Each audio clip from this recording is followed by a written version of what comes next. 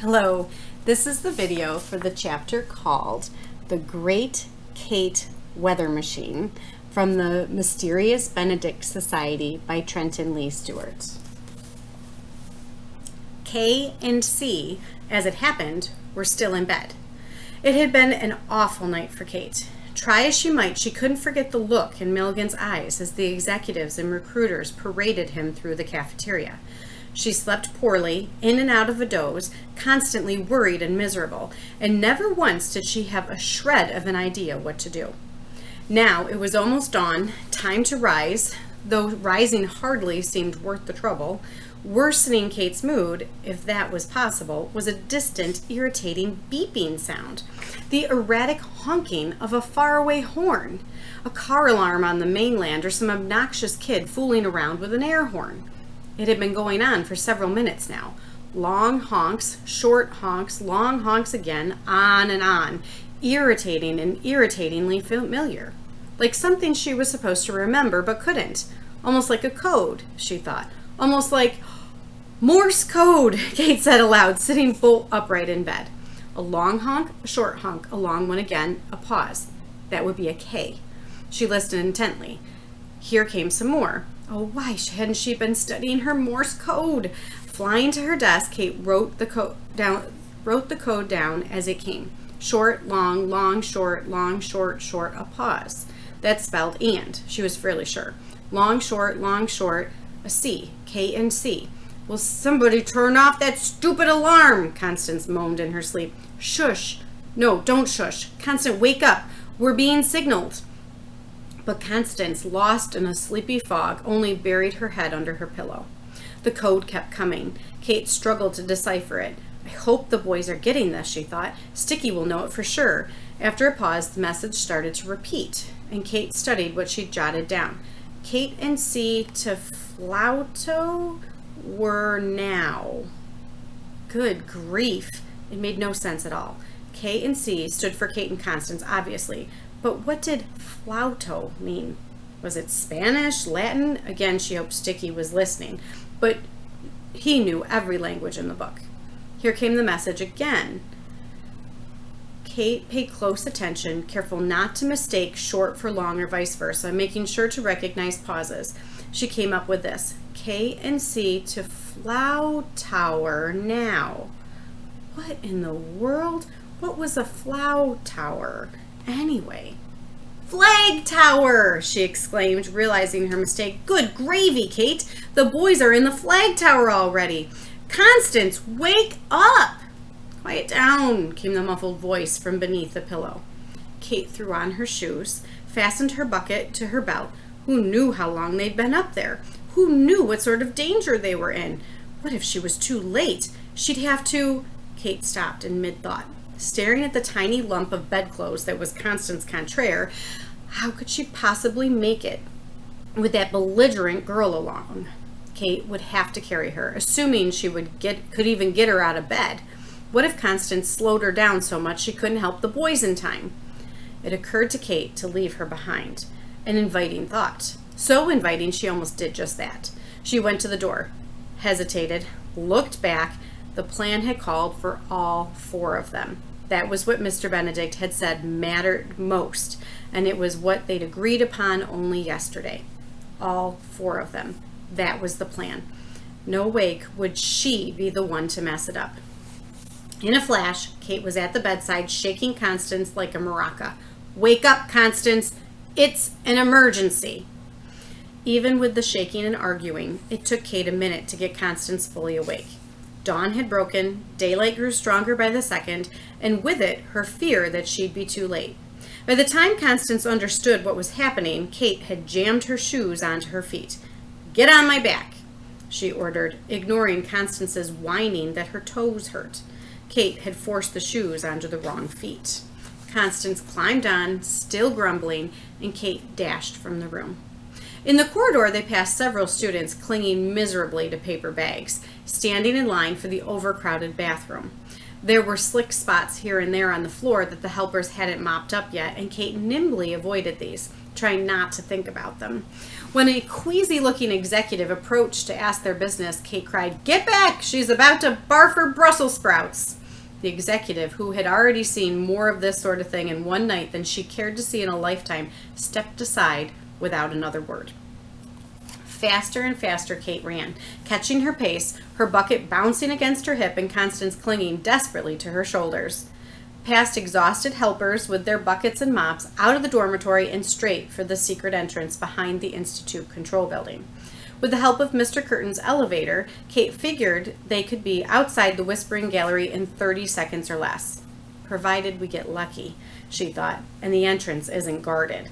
She rounded the boulders, kicked the door open, and burst through the foyer into the secret passage. The entrance was guarded, unfortunately, and by none other than Martina Crowe. Kate drew up short, trying to think of what to do. Martina was so astounded by Kate's sudden appearance, she almost looked afraid, as if Kate had come to deal her some blow, but she quickly grew haughty. "How did you two get down here? You are in serious trouble now. Do you realize that?" Kate scarcely heard Martina. Her mind was racing. Could she get past Martina? Alone, maybe, but with Constance on her back? Martina would call for help, and the recruiters guarding the computer room would come running. All Martina had to do was hold Kate off for a few short moments. No, they'd never make it. They would have to try another way. "Well, what do you have to say for yourselves?" Martina snarled, advancing threateningly. Kate bit her lip, clenched her fists, and for once said nothing. Instead, she whirled on her heel, hitched Constance higher on her back, and ran away. Martina stared after the girls, extremely confused. It was not like Kate Wetherall to back down like that. Not like her at all. And why had she come into the secret passage in the first place? They'd been in a hurry, clearly rushing towards some urgent business. Her face darkened as she contemplated the possibilities. Just then, Jillson rounded the corner.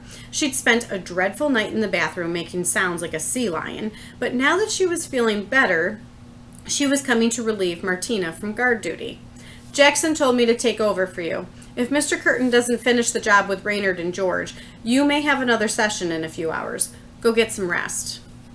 Martina wasn't listening. Her mind was awhirl with speculations about Kate. The wicked little snoop must know this was the way up to the Whispering Gallery, she thought. Why else would the girls have come here? And what had they been in such a hurry for? And what was that infernal beeping sound in the distance? Martina was finding it difficult to concentrate. "Jillson, did you pass Kate Wetherall in the foyer just now?" "And that little squirt Constance? You bet I did. I sent them straight back to their room. Some kids never learn. It'll be a brain sweep for those two, no doubt about it." "They aren't going back to their room," said Martina. "Something's going on." Jillson frowned. "Is that so? Do you think it has anything to do with that maddening honking sound? What is that, anyway?" "You've noticed it, too?" "I don't know. It almost sounds like..." "No, it definitely sounds like a code." "Yes, it's a code. Morse code. Jillson, you don't know Morse code, do you?" "Why on earth would I? Nobody uses Morse code anymore. But you know, Mr. Curtin keeps all sorts of code books in his office cabinet. We could take a look. I have the cabinet key with me. Privilege of a senior executive." Moments later, the two of them were in Mr. Curtin's office, poring over a chart of Morse code, hastily scrying a transcription of the distant honks. "What's a flauta?" Jillson asked, scratching her head. Martina corrected the mistake. "Not short, short, long, but long, long, short. Not U, but G. Flag tower. I knew it. Let's go find Jackson. We have 2 more spies to catch." The spies in question were at that very moment hurrying down a corridor in the helpers' barracks, where Kate had just burst into a storage room and snatched a ladder from an alarmed helper. Now they were tripping and stumbling toward the exit. Kate stumbled because of an unwieldy ladder. Constance stumbled because it was her natural method of locomotion, and because her feet hurt from being in the wrong shoes. "Come on," Kate urged, panting for breath. "Can't you move any faster? Honestly, I can't carry you and the ladder both." "Just leave me then. You don't want me along anyway." "We don't have time for this," Kate muttered, banging the door open at the end of the corridor and hauling the ladder out into the early morning light. Constance came tottering after her, struggling to keep up as Kate rounded the classroom building and charged onto the empty plaza. The horn still sounded from across the water, insistently repeating its urgent message. Kate was just thinking, I wish they'd knock it off now. Someone else is sure to catch on, when the horn abruptly stopped. Unfortunately, even as it did so, two executives emerged from behind the boulders on the hill to stare curiously toward the mainland. One of them was SQ, whose gangly frame Kate recognized even from this distance. The other, judging by the size of her head, was a tall-haired executive named Regina. They were too distracted at the moment to notice the girls. Still, this would never do. Constance was dragging behind. If the executive spotted them, she was sure to be caught. Listen, Kate puffed as they crossed the plaza. If the sashes come after us, I'll slow them down. You keep going. Head straight up the hill behind the Institute Control Building to that stone wall below the brook. I'll catch up with you there. Constance stopped. All the way up there? But I can't walk that far. I'm exhausted. My feet are killing me. Kate skidded to a halt. You can't make anything easy, can you? Not even now, the most important moment of your life. She dropped the ladder and reached into her bucket for the rope. What are you doing? Said Constance. I thought we were in some huge hurry. Put a lid on it, Kate said. Before Constance could think of a grumpy reply, Kate had tied the ladder to her belt and hoisted the smaller girl upon her back. I'll just have to drag the stupid thing. I'm going to make an awful racket, though, so hang on. With that, Kate was off, faster than she could have thought possible herself, perhaps spurred on by the tremendous bang and clatter and scrape of the ladder dragging behind her. In the distance, Regina began to shout. The ruckus had caught her attention. Kate glanced up the hill to see SQ tripping over his feet and Regina tripping over SQ as they started out after the girls. Bless those size 15s, she thought. Now we may just make it. Kate made her way to the back of the Institute Control Building, hustled past the boulders and the drapeweed trap, and started up the hill. It was a difficult ascent. There was no path here. The slope was steep and slippery with gravel, and Kate, unlike her pursuers, was dragging a ladder and carrying someone on her back. Even so, Kate was halfway up before SQ and Regina even arrived at the bottom. She was just about to feel encouraged when Martina, Jackson, and Jilson came swarming out the back of the Institute Control Building. Well, that's unfortunate, Kate said. She smiled and waved. Unfortunate? Cried Constance. Unfortunate? Don't you think so? Kate asked, panting under her burden. Jackson sent SQ and Regina scurrying away, probably to notify Mr. Curtin, and started up the hill with Jilson and Martina close behind. They were moving very fast. Kate stopped glancing back and pressed on, hard, until she and Constance came to the stone wall. From below, they heard the rapid scraping of boots on gravel. Quickly, Kate worked to untie the ladder from her belt, but after the long drag uphill, the knot had grown too tight. Come on, she thought, unfastening her belt to slip the knot free. In her haste, she missed her grip on the bucket, and, to her horror, it slipped loose and tumbled several yards down the hill behind her. Leave it, Constance cried, seeing her look of dismay. There's no time. Constance was right. They would lose their narrow head start, but even worse was to lose her bucket, and so, to the mocking laughs of Martina from halfway down the hill, fat lot of good that bucket will do you when we catch up with you. She handed her rope to Constance and scampered back to retrieve it. Everything had spilled out, including her precious spyglass, but here Kate drew the line. She snatched up the bucket and left the rest behind. You lost your lead, Jackson called. You might as well wait for us there. Just wanted to give you a fighting chance, Kate called back. With the ladder in place and Constance fuming with disapproval on her back, she began to climb. She was really sweating under her heavy load now. The wearier she grew, the heavier Constance seemed. In a final determined burst, she scaled the last few rungs just as Jackson reached the ladder. She scrambled forward onto the high, sloping ground above the wall. A few paces ahead, just above the rock wall, ran the brook Kate had spotted their first day on the island. It streamed along a shallow gully for some distance before finally spilling over the wall and running downhill. Kate stumbled quickly toward it. By the time she dumped Constance, rather unceremoniously, next to the brook, Jackson and Jilson were both on the ladder, and Martina was preparing to climb. "What good is your bucket doing you now?" Jackson jeered. "I'm glad you asked," Kate said, bending over the brook to scoop the bucket full of water. Instantly, it was heavy as a bowling ball. Returning to look down into Jackson's icy blue eyes, he was just a few rungs from the top. She gave him a friendly wink and dropped the bucket.